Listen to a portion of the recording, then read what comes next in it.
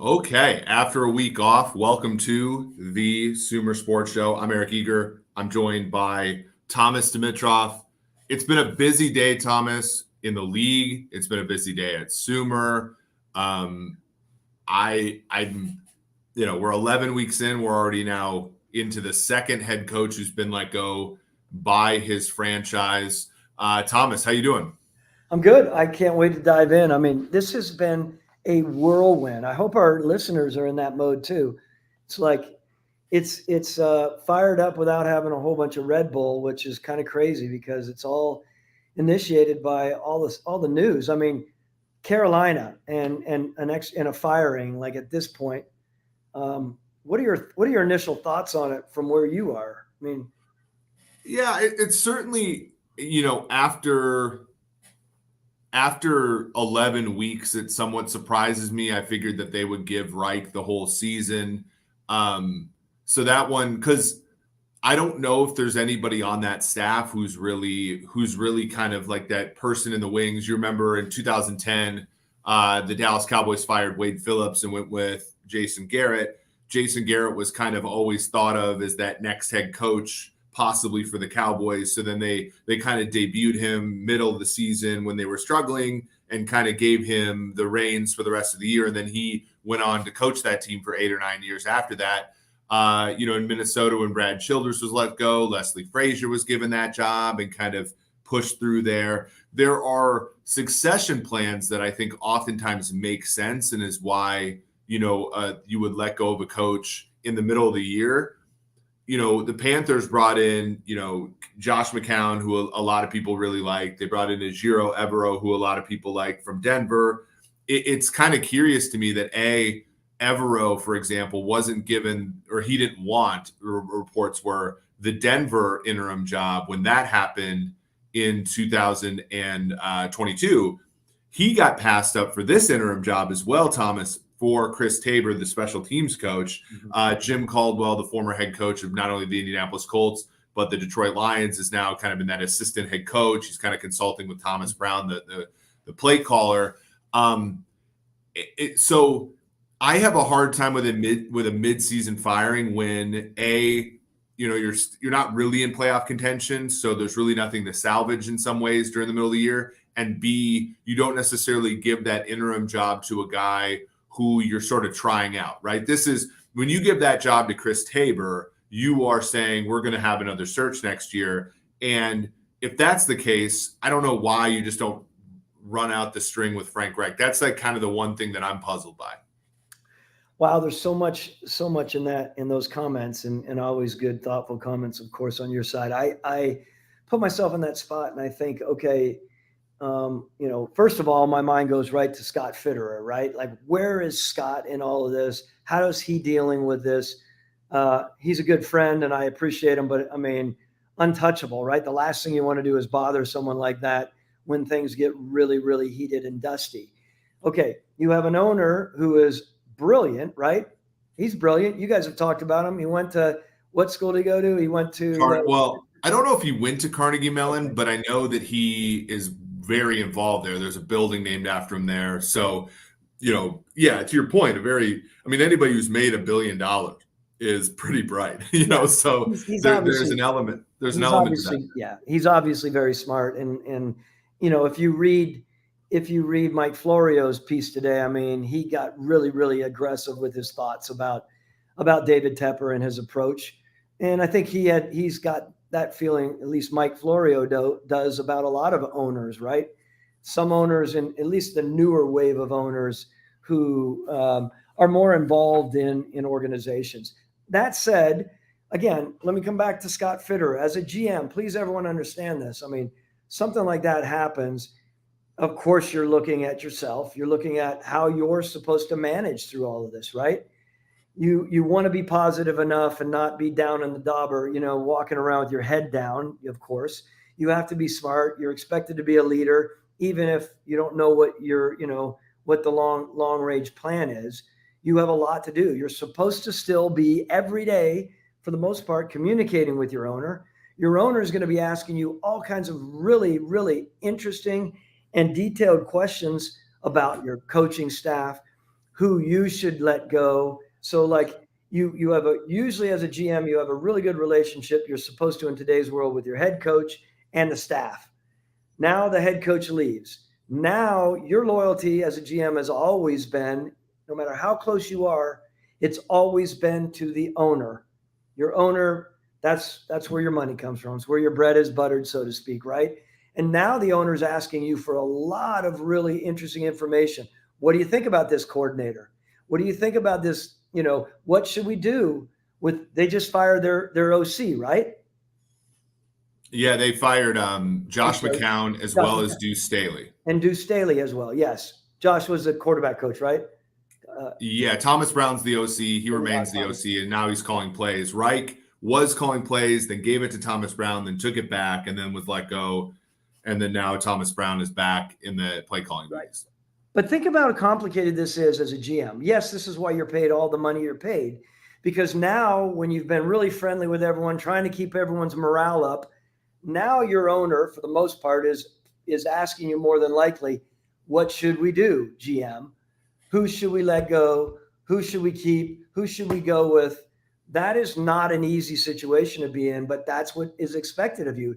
Now, all of a sudden, you have coaches walking around the building who are wondering, is the general manager on my side or is he not on my side? It's a really, really interesting phenomenon. Well, and maybe you could shed some light on this because obviously you let go of Mike Smith. Now, the difference, of course, was in 2014, you guys were playing for the division title in week 17. So there was never a time when Mike's team was more or less out of it the same way that the Panthers are right now. But that's like the question I have, whereas like you have everybody in the building that's having a really hard time with deciding which side is which, right? And for like the rank and file inside of an NFL building, that can be difficult. And I don't necessarily know that after you break the seal here and get rid of Frank, does that how much more of an eval? Because I think, like, look, if you're somebody like Tepper and you've made your money in hedge funds, you've made your money based upon information and betting on that information and all of this, right? The next 7 weeks or 6 weeks are about gaining more information about your team so that you can move forward in a constructive manner. That's the one question I have about letting Reich go, because it's like, I don't know if letting Reich go gets you closer to that aim, if that makes sense, right? Because people are nervous, people are kind of like on eggshells. The players don't kind of know. There's always this interesting part of it, right? And so that's like the weird thing for me. Maybe you can shed some light on what that's like, because obviously you were a part of letting Mike go after the season, and so it's a little bit different. But like, what is that like? Wow. I mean, look, David Tepper, as we mentioned earlier, brilliant man, has been massively successful. He's in a world here in sport right now where he's trying to decide on how he wants to approach things. His soccer team, I think has he let go of 2 or 3 coaches there? I think. It's been 4 coaches in the last 18 months for both of his teams. So he's got strong opinions. He's he's not afraid to make tough decisions. We see that. So, I mean, that's a solid thing for an owner, right? To know that, and I'm not going one way or another on this. I'm just saying it's not easy. There could be some owners out there that don't want to go down that lane, and all of a sudden they just delay and delay and delay. He's decided to move forward on this. He obviously has some strong plans about what his next idea is going to be, right? Does he go out there?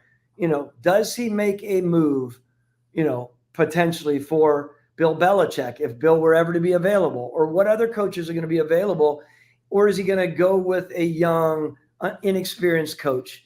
I mean, where is he going to go that way? I think that is one of the things that is going to be fascinating in this, to watch, again, a guy who's very, very smart, doesn't have a ton of experience, doesn't have 20 years in the NFL, of course, but to see how he navigates this. Who is he going to tap into that's going to help him with the selection process? We talked about this before. David Tepper right now has a lot of work to do with his selection process, right? Is he going to have a group of people? Is it going to be including Scott Fitterer and Samir within their building? Who's going to be involved? Is he going to go out and get a third party that's going to help him locate the next best? Where is the Fritz Pollard Alliance going to be involved in this as well? Rod Graves, great friend of mine. Rod, is he going to be tapping into Rod and make sure that he is, of course, making sure that he knows everything about the underrepresented opportunities out there, which he has to do and which would be very, very smart for him to do. So there's a lot playing in this, right? And then they're also thinking about where are they going to be picking, right? Oh, by the way, do they have that first pick? No, and that's where it gets really hard, because I think the narrative now, because let's shift gears. Like I don't want to make a value judgment on the Reich. I'm more wondering about, when does it happen? If the owner, it's the owner's train set. So if he wants to fire the coach, he can fire the coach. Like there's no, and frankly, Florio's an interesting dude, right? Because he built a platform on Pro Football Talk that all of us, when I was, just a high schooler, would read every day. He's certainly plugged in. He's got a lot of opinions. I don't necessarily agree with a lot of his opinions, but he's well sourced, all that kind of stuff. And so he's got his axe to grind there. I have a little bit more. I think Mike Florio's really, really good. I do. And I'm only saying that because, but I don't, when I read his, again, his diatribe today, I have to step back and separate myself, because Mike is a really bright person and he's got a lot of really strong opinions. Again, you might have had your own dealings with him. I'm just saying he's got really good insight. This aside, because I don't want to get in the middle of this, I think it's important, to your point. This is not a value judgment. There are a lot of people out there slamming the decision. I think we can take this in a more academic approach here, because this is not an easy decision to make. It's not an easy decision for the owner to make. It's not an easy decision for the GM to be in the spot. And what about the players? And oh, by the way, how are they going to build their team moving forward because they don't have the first round pick? I would love to stay there, not to change your. Yeah, I just want to, I have a little bit more empathy for the owner, in the sense that this is your team, and there's a little bit, I understand. I think a lot of us would have a hard time being hands off with the team if we owned it. You know what I'm saying? I think that I think we all say, okay, let everybody, I think what it does is it gives, I think about, for example, the Hunts in Kansas City. I think about the Wilfs in Minnesota. I think about Lurie in Philadelphia. I think the way in which they handle ownership, where they're involved, but they're not, but they let people make decisions. I think that is, I think we expect that. And I don't think we necessarily look at that and say, wow, that's actually probably really hard to do, right? When you own this team and you're letting other people, and obviously Arthur with you, there's a lot of internal, what I would say, self-control in hiring people and empowering people. And I think that we're a podcast, we often talk about leadership. I think that that's something to take a step back and be like, instead of looking at Tepper and being like, oh my gosh, this is one thing. I think we look at some of the owners in the league and say, how is that modeled? How is thoughtful yet empowering ownership? I think that that's something we should look at it positively, as opposed to, looking down on somebody like Tepper is kind of my view of it. And maybe more, and this guy's still only owned the team for 4 or 5 years. And whereas a lot of these other guys, I mean, Lurie bought the Eagles in the 90s, and, and this thing is built into what it's built into. It doesn't happen overnight, is kind of my point. You sent something a little bit earlier from someone else. It wasn't obviously your comments, that was referencing, basically in general, was talking about hedge fund individuals, right? And they're so dialed in on successes and exactness, right? Do you want to expound on that a little? I thought that was fascinating. And it's not fair for us to mention that. I don't know. This was a comment from someone with an inside source, right? But let's talk about the bigger concept here. It's fascinating to me. Yeah, I just think that coming from a sports betting background, I can kind of see both worlds where, in trading and in finance and in sort of more traditional businesses, it's a little bit different, right? Because you get to apply your faculties over and over and over and over and over again. And so if you have an advantage, which most of these guys do, right? And Paul PTJ, the guy that owns Sumer, our founder and co-founder and chairman, like, you get to see your edge demonstrated over and over and over again, and it builds up over time. And I think that football, unfortunately, in some ways, but I think fortunately in other ways, because football's romantic, it's a game, it's 17 weeks a year, but you don't get to see that, right? Everybody going after you about Julio Jones back in 2010. They're looking at historical models. By the way, I'm going to write this article during draft time. I think that the process of looking at draft trades is a little flawed, and I think your situation was one of the reasons I re-looked at it. But like, they look at it and say, okay, if you trade up to 6 a million times, you're going to end up losing 53% of the time and winning 47% of the time. But the fact is Thomas Dimitroff doesn't get to trade up to 6 a million times, right? And so, and football is a collection of one-off applications, and trading and a lot of the ways in which some of these guys get into football is not. It is literally a million different trades or a million different bets and so on and so forth. And so I think that that's a disconnect in the sense of we apply the law of large numbers to certain things, and then we try to apply them to football, and we get left with our hands up because we're like, well, the game is changing, right? So, and how fast is the game changing? How much is it changing? How do you measure success, right? We were talking earlier today internally about, like, how do you measure the success of a draft grade? Well, you probably have to go back in time and do it, but like, that takes time and effort. And all of that time and effort, Thomas, is longer than David Tepper's owned the Panthers. Mm-hmm. So, we're looking at, and the quote, and I have to read back at the source, but the quote was essentially, Tepper was discovering that success in pro football was more elusive. Teams were lucky to hit on 3 picks in a draft. Free agent acquisitions sometimes didn't work out, and the reality didn't sit well with Tepper, according to a front office source. And I get that. Like, I understand that in the sense of, you only get 7 draft picks a year, and only 3 or 4 of them really matter. The 5th, 6th, 7th round picks are kind of coin flips, we all know, and they're weighted towards the guy not working out. And you get 1 or 2 free agent signings a year if you're lucky. And so you think about that, Thomas, over the course of 5 years, that's not that many decisions. And yet they're all under a microscope every single day. And the difference between somebody being good and somebody being bad is, in the case of the Panthers, sometimes just which quarterback works out, which we all know is a mystery. And so I just find it incredibly, in some ways, it's empowering because it means that there are human elements to it, and there's an art to it. And yet I think at the same time, it's frustrating in the sense of you can build the best models in the world, and the probabilities can still land the wrong way for you. Let's factor in this as well, which is really, really important. Back in the day when Bill Parcells was the head coach of the Super Bowl champion New York Giants, he made $50,000.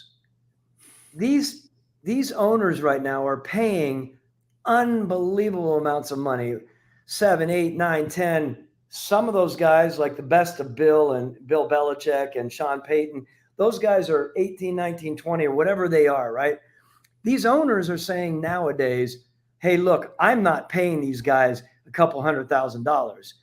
I mean, I feel they don't have the same worry like, this guy's going to be out on his porch without money.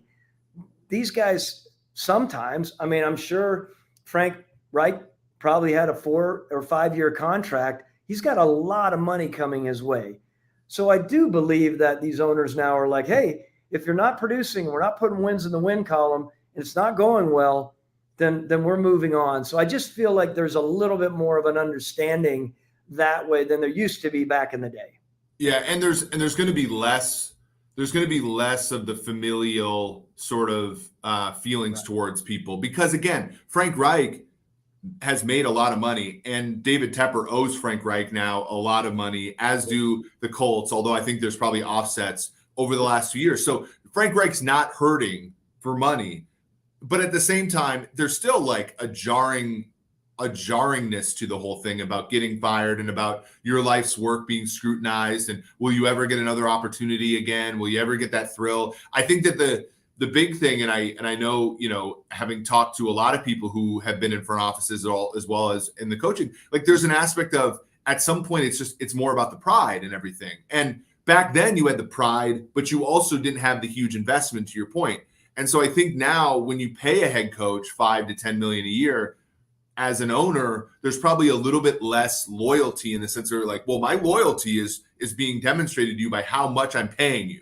And I feel less bad about firing you 11 games in, because I'm going to owe you that money anyway. And I think that may be one of the disconnects between, sort of the non-football families. You think about the Rooneys, who have only had 3 head coaches, Chuck Noll, Bill Cowher, and Mike Tomlin. That's like more of a familial thing, right? Mike Tomlin probably gets fired in another organization, but he's around because the Rooneys are sort of a football family, and it's sort of familial like that. The more, the more financy you kind of get with, then you see this in basketball. A lot of coaches don't last very long in basketball. They're paid very well, but it's more of a transactional thing. And it's the same thing when you think about trading, you think about gambling, you think about all these other things. Back when I bet, like if I took, let's say Minnesota tonight is -3. If I took Minnesota -3 on Monday, but the information changed on Thursday, I'm going to get off that bet if I don't think it's worth it anymore. I don't have the emotional attachment to the gamble I made in the beginning of the week. And that's, again, like this transactional living, this transactional universe that a lot of these men come from when they buy teams now, I think is going to give rise to a little bit more of the transiency that you see in head coaches and GMs. Well, you can flip that over. I know we're going to come to the end of this conversation, but Rex Ryan, your buddy, was quoted as saying, Frank Reich looked like he has aged 10 years. And when you see some of these pictures, you're like, wow, you just feel for him, right? And you do. Like you said, no matter what, there's a lot of money coming his way. Everyone in the world would love to have an opportunity to be a head coach in any league, let alone the NFL twice, right? I mean, okay. Yep. But he's still a man. He's still a human. There's still heart and soul into it, right? Everything that I know about him, I don't know him well, is that he is a really good person. No one wants that for anyone, right? Yeah. So let's keep that in check. It's just a complicated situation in today's world. And now there's also comments about all the sharks being out there. I'm like, yeah, I get it. Maybe I'm a little bit more hardened to it all after I gotten fired, right? Maybe prior to this, I had never been fired before in my life, before 3 years ago. And I'm thinking, maybe I'll never get fired. And then like that, it happens. That's life. And in professional sports, it is that way. We had a comment today in our meeting, without going into detail about it. And I think I came into that, I was a little bit edgy, and I felt like we were making light of it more than we should. And yet, so maybe I flipped back at a couple of our guys. But the point is, you do care about people, right? You do feel for them. Their families have to go through change. There's a lot. Frank, from everybody I know in the league, is a tremendous human. And the way that Frank Reich treated Jim Kelly when he was his backup, sure, and the way that he, obviously a legendary performance in the playoffs against the Oilers, coming back from a 32-point deficit in the playoffs. Like, he's had it. But everybody that talks to me about him, Eagles, Colts, now Panthers, although it was a short time there, has nothing but good things to say about him. And so all the messages I got today from the league were all pretty somber as far as him. Again, the harsh way to look at it is no one's going to feel bad about him because he's made a lot of money. He's lived out his dream as an NFL head coach. But I think if you empathize with him for a second, you realize that like he inherited Andrew Luck. Andrew Luck, for no fault of his own, right? Andrew Luck retires out of thin air. He still has a competitive Colts team for all those years. dealing with a lot of stuff. I think you look back on it, and I think the Frank Reich was more unlucky than anything. And to that point, I brought some data with this, Thomas. The Panthers this season, and by the way, you go to sumersports.com and look up the article this past week that I wrote about luck, penalties, and turnovers, a little work that we did for former Chiefs GM Scott Pioli with the NFL Network.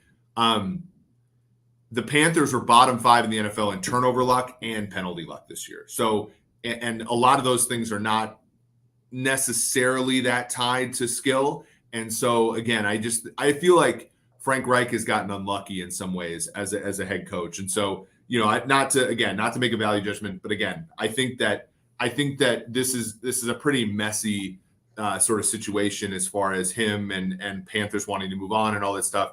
And, it makes for interesting talk on a Monday, but it'll be interesting to see what happens to him, where he goes, probably as a coordinator right away. And then beyond that, who the Panthers end up hiring. Well, the last thing, the Panthers are in a spot where they're at the front, along with probably Mark Davis, to look at potential hires. And, it's time for I'm sure David Tepper to really dig down and see which direction he's going to go and put the right person in the right place. And there are some good ones out there. It'll be interesting to see how it plays out. Okay, let's review week 12, because you and I were watching a game, not together, but we were like texting during this game. I've always been a purist about the league has 32 teams. There are 8 divisions of 4 teams. I loved when it was 16 game schedule because everything was a power of 2, right? 2, 4, 8, 16, 32. It made a lot of sense. Now we have the 17th game, makes it a little bit more messy. It's fine. We have more football.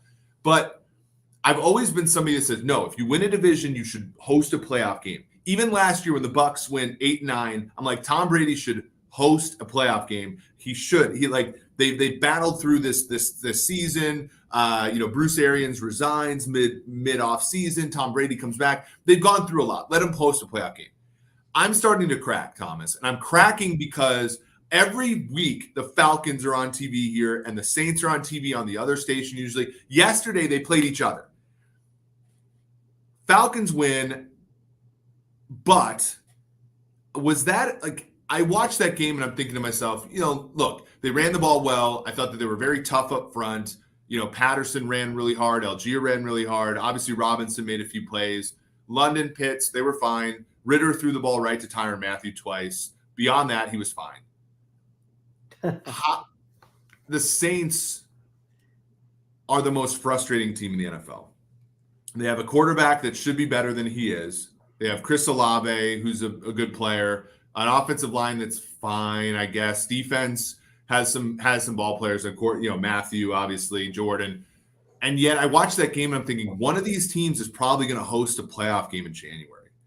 And I come out of it, with a lot of empathy for you, having gone through the gauntlet of the NFC South back when it was, Breeze, Cam Newton, all the great quarterbacks in that division. Breeze, Cam Newton, Jameis was even like spunky at times.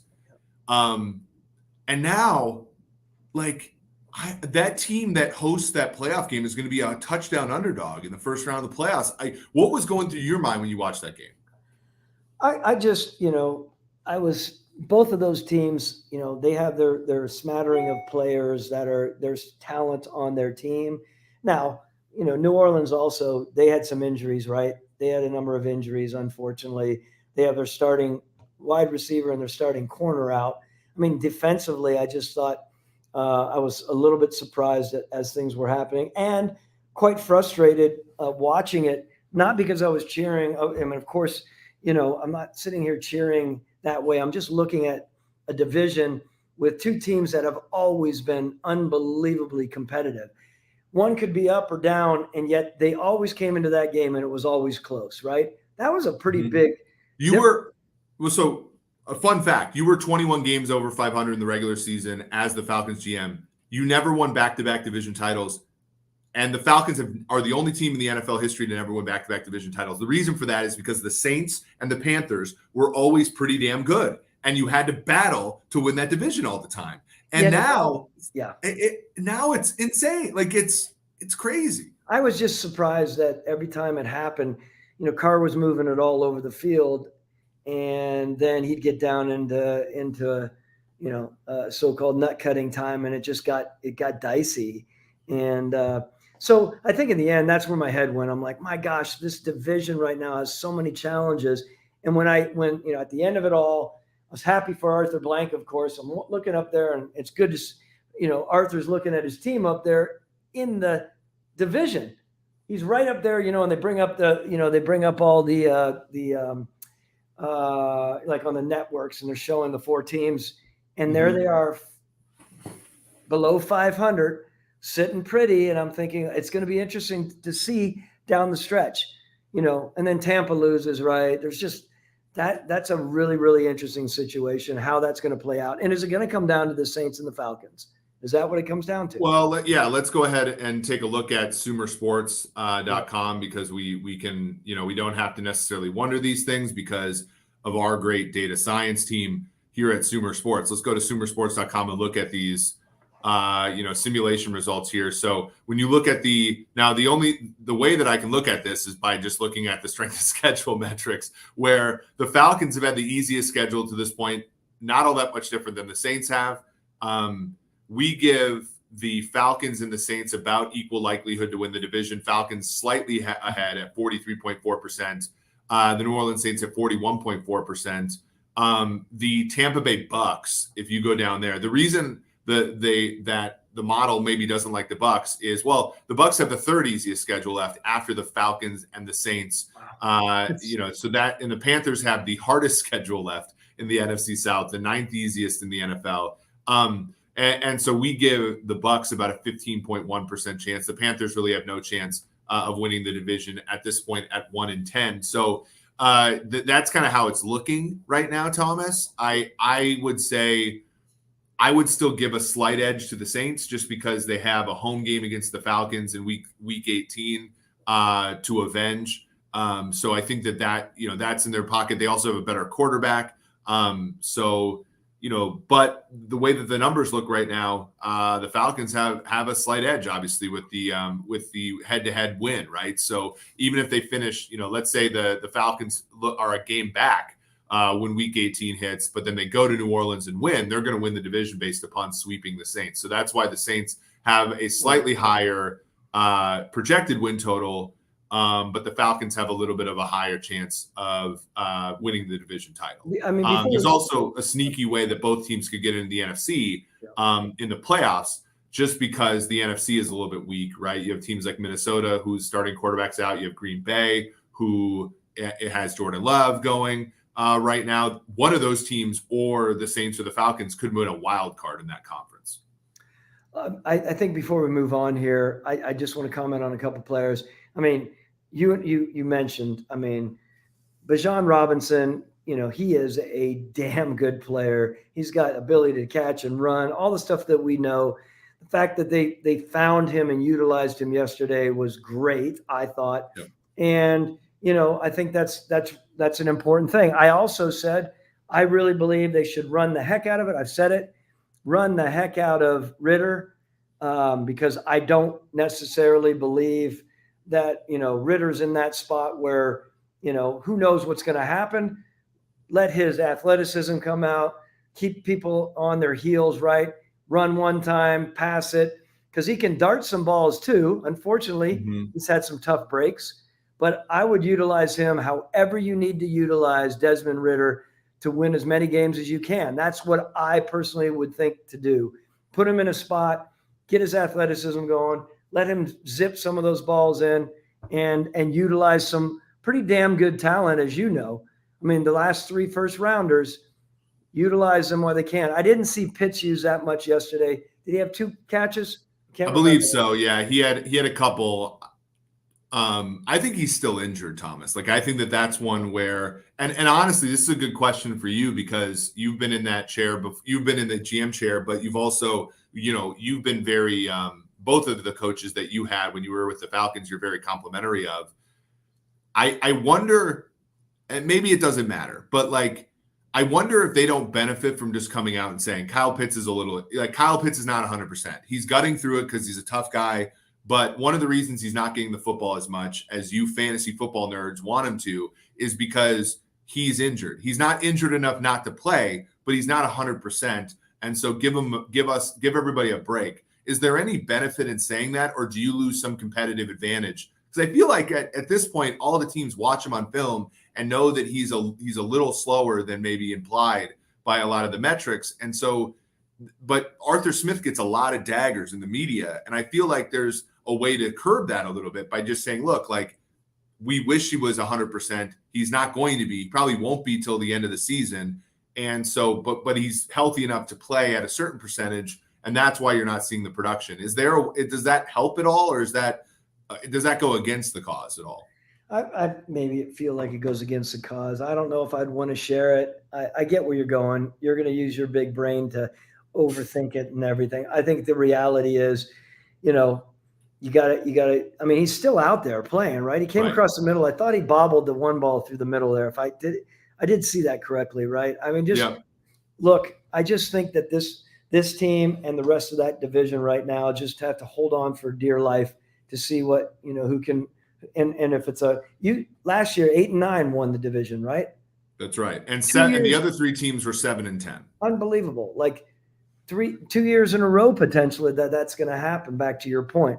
So hold on, do whatever you can do, get creative, get edgy. And, look, I mean, they have a safety. He's playing his ass off, and he can take it to the house. He's got really good ability to jump on the ball. His instincts are what you're looking for in a safety. The corners are playing solid. They're not many interceptions. They still need to get more sacks, as defensively, but they're a tough ass D. They play hard. Yeah. Bates had a pick six. To your point about, like, I think the Saints should have won. They were in the red zone up 3-0. He throws a pick six to Jesse Bates, he being Derek Carr. Yeah. They're behind by 2. It was 14-12. They're in the red zone, and Bates forced a fumble on Taysom Hill, and the Falcons went down and extended the lead with another field goal. The Saints, you look back, having to settle for 5 field goals, but also turning it over twice in the red zone. I still think that they're a slightly better team if you had to power rank them, but you can't step on your toes. You can't. You just can't shoot yourself in the foot in games like that, especially on the road, and expect to win. And especially when your quarterback is a midliner, to use your term. Not that you've applied this to Derek Carr, but I'm using your term. My evaluation of Derek Carr is more of a midliner, and so if you're going to win with a quarterback like that, he can't make mistakes, but you can also make mistakes like fumbling and stuff. That's right. Well, yeah. Go ahead. Let's talk Buffalo versus Philly. That was a great game. I want to say, I texted you last night during Los Angeles versus Baltimore, and you were like, I got to take a little bit of break. Was the break, Thomas, because you watched that marathon game between Philly and Buffalo? And that game, goes, by the way, every single 3:00 hour or 4:00 hour game should go into overtime so that I don't have to wait that long until Sunday Night Football. That was a very nice of them to do yesterday. Yeah. But Buffalo again outgains Philly by a country mile. Josh Allen's amazing, but save for one play, interception of James Bradbury. Sean McDermott kind of messes up the end of game stuff with the timeouts and everything. Philly, he doesn't think it's going to matter because the Philly kicker has to kick it from 59 yards in that quandary. That kick by Jake Elliott's a top 5 kick in NFL history, by the way, given like leverage and distance and weather and all that stuff. And so Philly comes out of there 10-1. It never looks pretty with Philadelphia anymore, but they keep winning. The new coordinators, I thought were, especially offensively yesterday, were really good. They came back from a kind of a sleepy first half, but now you look at Buffalo and they're 6-6. They have a point differential of 101 plus, right? So one of the best 6-6 teams of all time. Sean McDermott fires, Ken Dorsey, Joe Brady has another good performance, another, 30-ish point performance. And yet Buffalo's still searching for answers. They're way behind. They're way behind Miami. They have the hardest schedule in the NFL moving forward.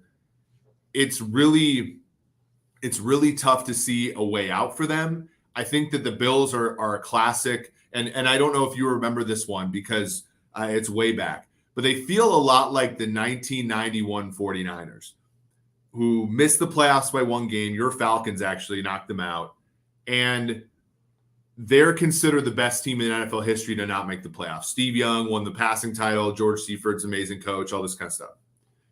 I feel like we're going to look back at Buffalo and think this is one of the best teams that may not make the playoffs in NFL history.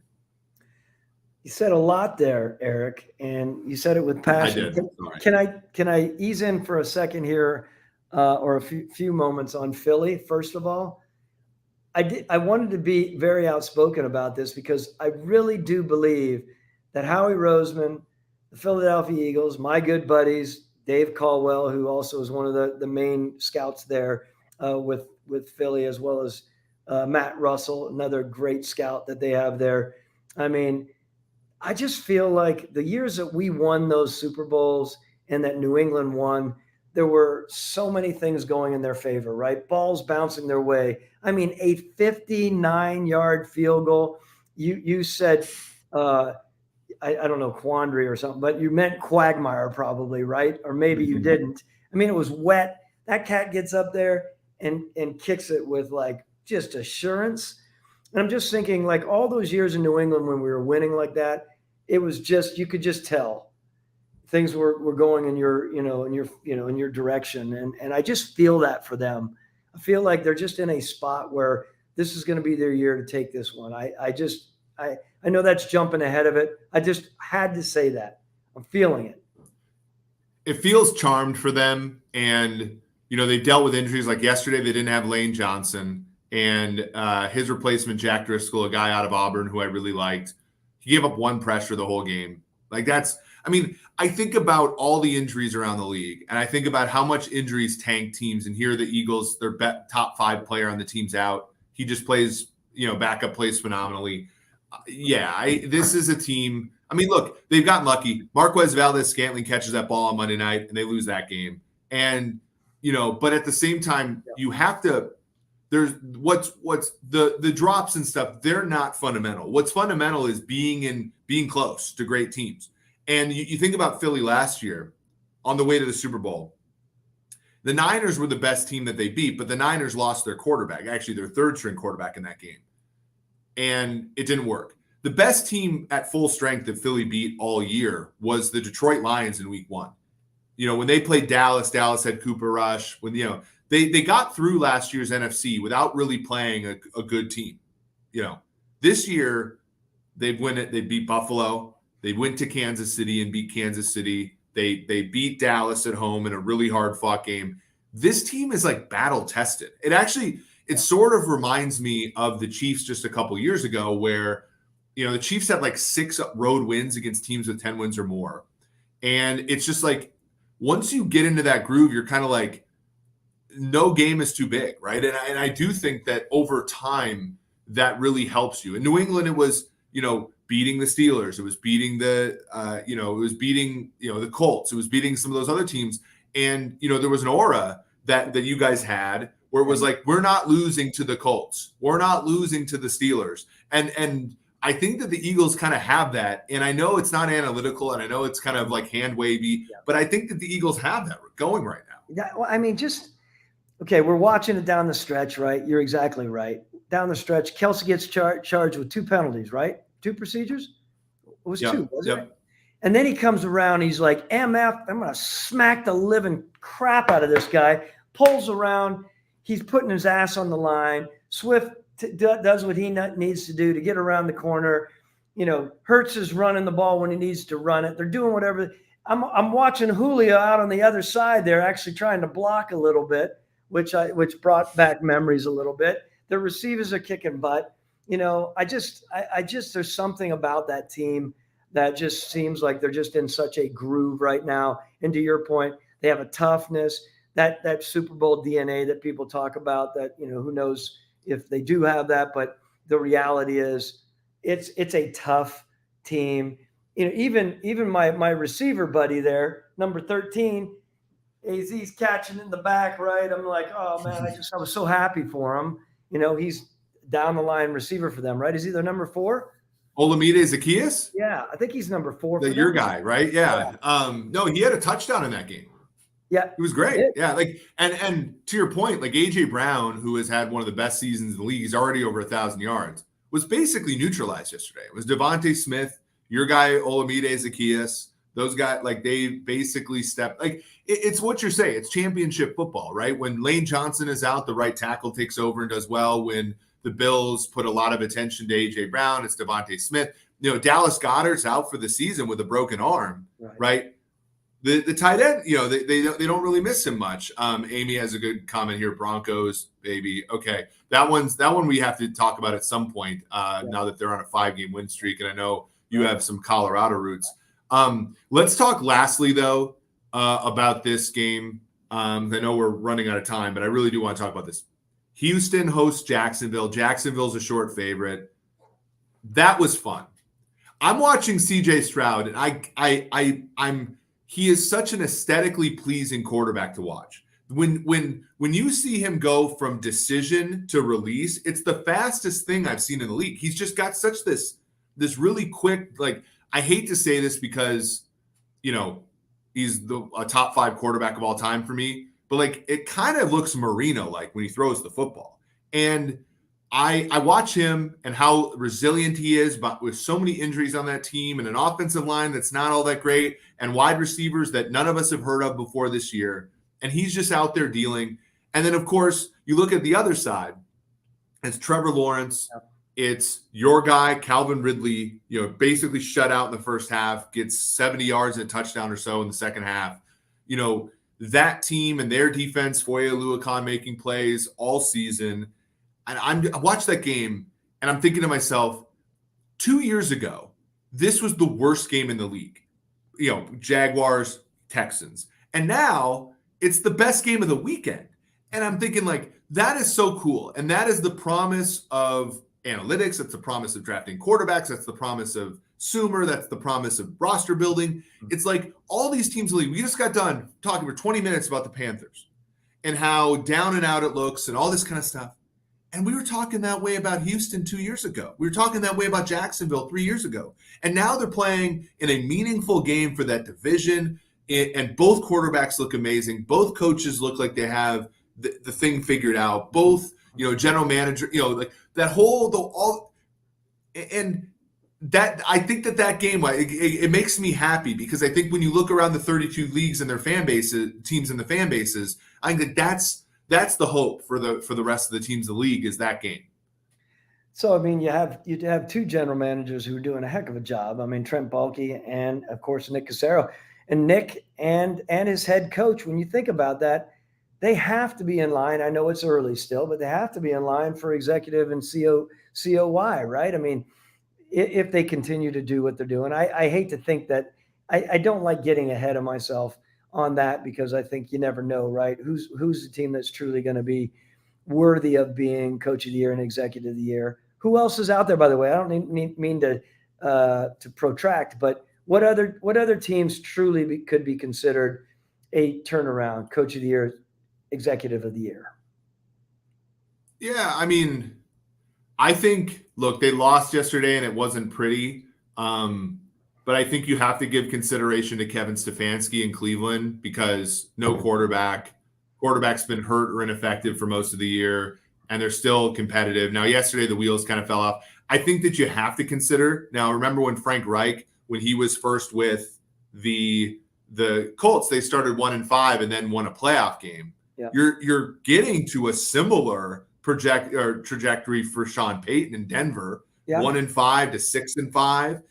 In the thick of it. So I think Peyton deserves a little bit of credit. I mean, he's fooling us all into thinking Russell Wilson still has a chance to be a good quarterback. Here's a sneaky one. And somebody said Steichen. I agree. I think the Colts are a phenomenal story. Last year, they were giving up a 33-point lead to Kirk Cousins. And now, they're above 500 and in the thick of things in the AFC South. You might get 3 playoff teams out of that division, Colts, Texans, and Jags. If some of these teams don't get their act together. But here's one that I want to throw out there because we just saw them on Thanksgiving. They have a really easy schedule moving forward, and that quarterback looks like he's figured some things out. Matt LaFleur of Green Bay. Wow. Okay, well, he's turning the corner. I know they're excited about him. I'm not buying that one yet. No offense to Matt and Brian Goodikins, but look, you never know. You're exactly right. When they start putting that all together and they start deciding who turned it around with the odds against them, which is ultimately how they have to look at it. And remember, everyone, there's a coach of the year and an executive of the year that's picked by the media. Don't really care about that. Sorry, media. Meaning, as a GM and a head coach, you care about your peers.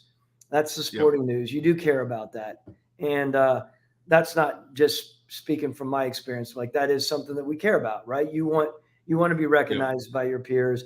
Your owner, you want your owner to look at that and say, look, we've invested in the right head coach, and we're doing the right things with the players as far as the team build. So anyway, I don't mean to again protract on that, but it is an interesting conversation because a lot of people are talking about what's going down in Houston, even though they lost.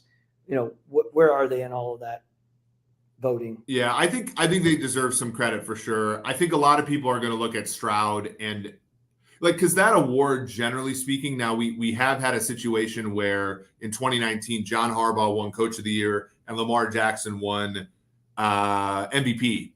But to the point is, Andy Reid hasn't been in Coach of the Year contention forever. And a lot of that is because his quarterback is really good.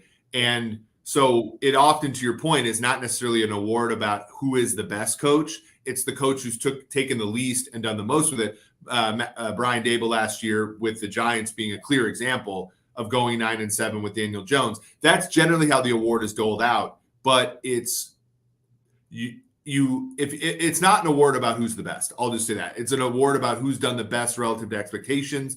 And I think when you look at like a team like the Colts, that's got to be one. Ballard, for example, is really on the hot seat that at times, and I think that his seat is firmly cooled down given how they've rebuilt that team, and he's made some tough decisions. He obviously had to get rid of Shaq Leonard, formerly known as Darius Leonard, because he didn't fit in the defense anymore. And there are tough decisions that he's made, and good on the Colts for sticking with him because it's clear that he has the goods there now. And that's with a backup quarterback that they're going 6-5 right now, Indianapolis. So there's a lot of good candidates, and it's fun. It's sort of it's pretty fun to watch out there. So. I'm excited about that. Before we go, there's another coach that I think deserves Coach of the Year, and they coach tonight. Huh. Kevin O'Connell, the Vikings head coach, deserves consideration. He's very good in game. If you watch the games tonight, notice how they manipulate the clock. Notice how they don't mess around with timeouts. Notice how he goes to the right fourth downs. But also, notice how he's empowered Josh Dobbs, a guy who's been there for less than a month, to play quarterback for him. He's a very good coach as well. And I think if the Vikings end up making the playoffs or even sneaking into that division title, they have 2 more games left with Detroit. I think he's going to get consideration as well. And it's crazy that he didn't get consideration last year when he took the Vikings to 13 wins after previously 8 the season before. But he's a guy that I think deserves some consideration as well. And I'm interested to see how they play tonight. So with that being the case, do you think Kwesi Adolfo-Mensah belongs in the Executive of the Year, EOY consideration? So it's going to be hard. So yes, but I think it's going to be hard to get over the draft he had last year, where Lewis Cine doesn't even dress on game days anymore. His first round pick, they traded away the Jameson Williams pick, who's Jameson Williams coming on a little bit. Mm-hmm. That whole draft is kind of a dud. But I will say this about Kwesi, and I think this is where kind of we talked about at the beginning of the broadcast with the finance guys. They write off bad bets quickly. Kwesi, I think a lot of people, if they drafted a safety in the first round and he wasn't getting it, right? They would still try to play him to salvage the pick. Yeah. The Vikings have mostly just written off every bad pick and just kept going, right? And kept making moves, trading for Hawkinson, trading for Cam Akers, trading for Josh Dobbs. I think Kwesi's biggest strength is kind of the memoryless part of it, which is to say making moves that are great moving forward, not exactly buying into sunk costs and just keeping on churning. I think that's his biggest strength. I think he'll be in consideration, but I don't think he'll win it unless they don't lose a game the rest of the year. But It's a good question. The Minnesota, I think, is onto some things. I'm optimistic for them. I knew you were bringing them up. We weren't going to get out of the day without it. So thank you for proving me right. I have to deliver on the predictability part of this whole thing. So this has been fun. Thank you all for joining us today. Thank you all for all the great comments. We hope that you will hit the like button, hit the subscribe button you haven't already. Tell somebody about this show. Tell everybody how great of insights and how unique this is. You're never going to get a podcast with a former GM who's talking as I would say openly and insightfully as Thomas does on this show. So hit the subscribe button, hit the like button, tell somebody that you care about this show. And when we hit it big, you can tell everybody you were here first. So for Thomas Dimitroff, for Eric Eager, this has been the Sumer Sports Show.